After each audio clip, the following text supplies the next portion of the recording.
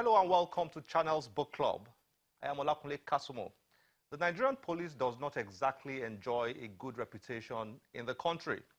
Nigerians generally link the police with bribery, corruption, indiscipline, and other vices. But are those notions justified? What exactly is the true story of the Nigerian police? Do we fail to properly put the state of the Nigerian police within the right context? Are there other sides to the Nigerian police that we fail to see? Many of these questions are answered in this autobiography titled Policing in Nigeria, My Story, written by Samuel Adetuyi, a lawyer and retired police officer who served in the Nigerian police for 35 years while functioning as a commissioner for police in 3 different states, among other roles. Chief Adetuyi was also an active participant at the last national conference organized by the immediate past federal government of Nigeria. His vast experiences in the Nigerian police helped him to explore in his book various interesting and often not highlighted sides of the Nigerian police. He joined us to review his autobiography and discuss a few relevant aspects of its central theme. Enjoy it. Chief, thank you very much for joining us in Channels Book Club. Nice to have you here. Thank you very much, and God bless you. Policing in Nigeria, My Story.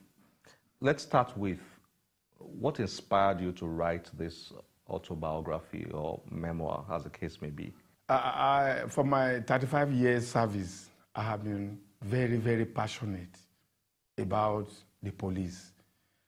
And particularly after 10 years service, I know that the police in Nigeria, they are working extremely hard, more than the average Nigerian. But what they are doing is not rewarded. And so I did a sort of rough research, and I believe that Nigerians don't really know who a policeman is and what he goes through in the performance of his duties. So apart from so many other reasons, that was one of the things that spurred me into writing this book. So that let me for once tell my story of even very little of all that happened in my 35 years. So that the members of the public, government officials, and indeed, of course, government, if they have the opportunity of reading my book, might have even a glimpse of what it is to be a policeman and what policemen go through in this country. That, in a nutshell, is the thing that triggered off this desire to write this book. Let me read from something you wrote here. I think it's in the preface here. You wrote, I believe that governments in Nigeria at all levels have not been fair to the police. I've noticed throughout your book the attempt at contextualizing the police. It's as if you were so determined to place the police within the context of things happening within Nigeria, rather than isolating the police for judgment or for criticism or analysis, as the case may be. Is that a correct observation? Well, it is. I mean, generally we say that to whom much is given, much is expected. Of course, the converse should be true. So to whom much is expected, much should be given. But I can ask every Nigerian, can we really say that much has been given to the police? Absolutely no. Absolutely no. So a policeman that is doing his job either on the road, in the office, is doing it like somebody you asked to go and fell a palm tree and you give him a blunt cutlass. That's how it is. That's how it is. in all, as I saw it all in my 35 years, particularly in the last 10, 20 years of my service. I saw it all.